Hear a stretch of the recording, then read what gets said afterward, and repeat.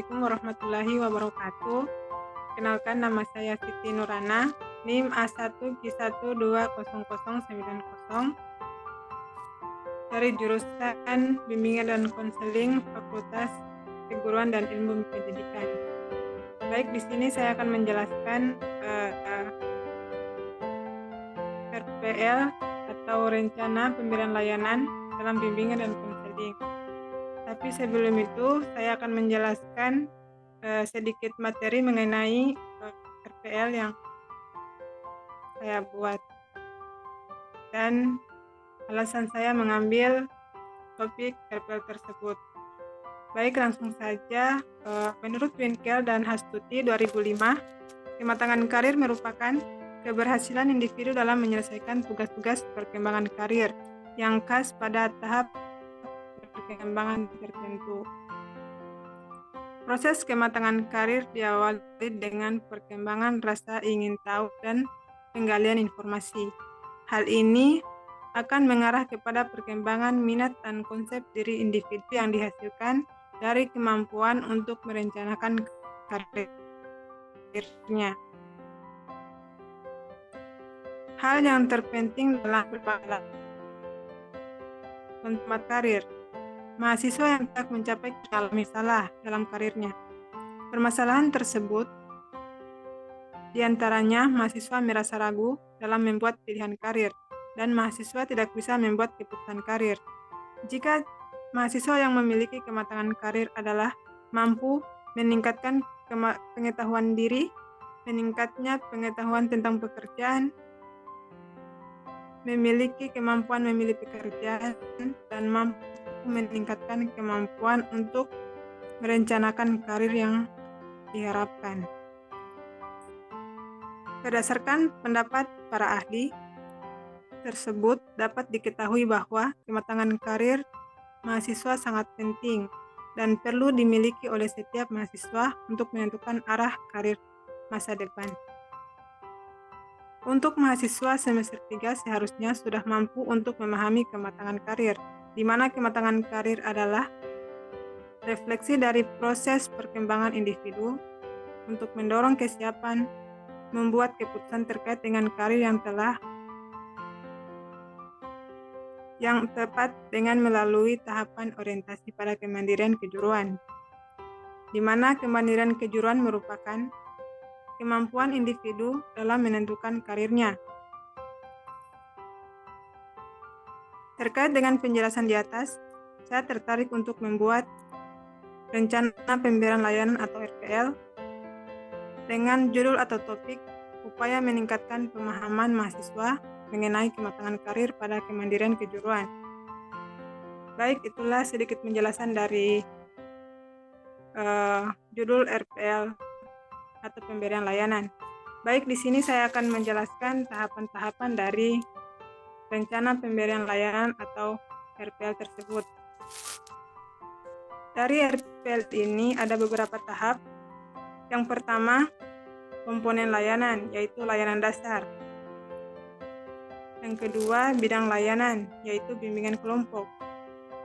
Yang ketiga, topik atau tema layanan, yaitu upaya meningkatkan pemahaman mahasiswa mengenai kematangan karir pada kemandirian kejuruan.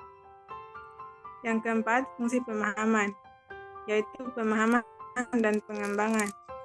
Yang kelima, tujuan umum, yaitu untuk meningkatkan pemahaman mahasiswa mengenai kematangan karir ke depannya.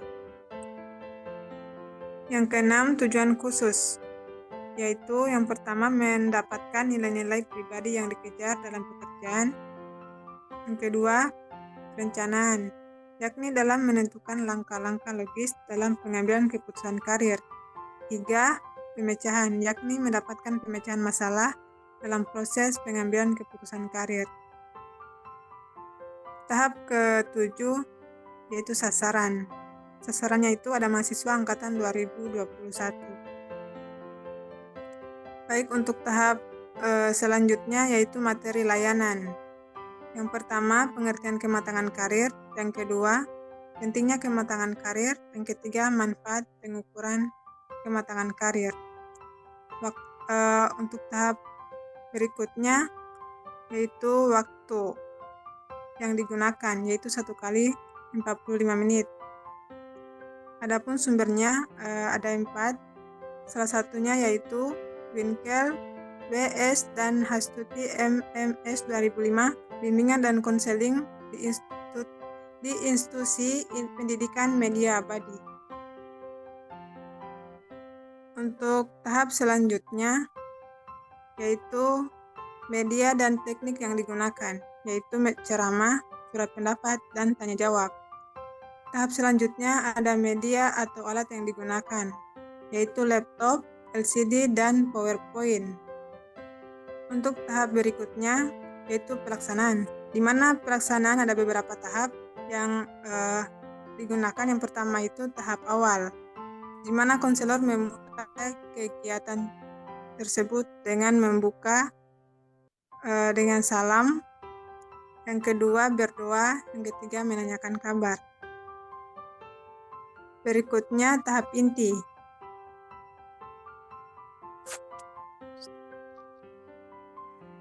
di mana guru BK menanyakan media slide PowerPoint yang berhubungan dengan materi layanan. Yang kedua, peserta didik mengamati slide PowerPoint yang berhubungan dengan materi layanan. Yang ketiga, guru BK mengajak surat pendapat dan tanya jawab. Untuk tahap penutup, yang pertama guru BK mengajak peserta didik membuat kesimpulan yang terkait dengan materi layanan. Yang kedua, guru BK mengakhiri kegiatan dengan berdoa dan salam. Untuk tahap terakhir ada evaluasi, di mana evaluasi ini ada 2. Yang pertama, evaluasi proses, di mana konselor melakukan evaluasi dengan memperhatikan proses yang terjadi. Yang pertama, melakukan refleksi hasil. Setiap peserta didik menuliskan di kertas yang sudah disiapkan. Yang kedua, sikap atau antusias peserta didik dalam mengikuti kegiatan. Yang ketiga, cara peserta didik memberikan penjelasan dari pertanyaan guru BK. Yang keempat, cara peserta didik dalam menyampaikan pendapat atau bertanya. Yang kedua, evaluasi hasil. Evaluasi hasil setelah mengikuti kegiatan. Yang pertama, merasakan suasana pertemuan, menyenangkan, kurang menyenangkan, atau tidak menyenangkan. Yang kedua, topik yang dibahas, sangat penting, kurang penting, atau tidak penting.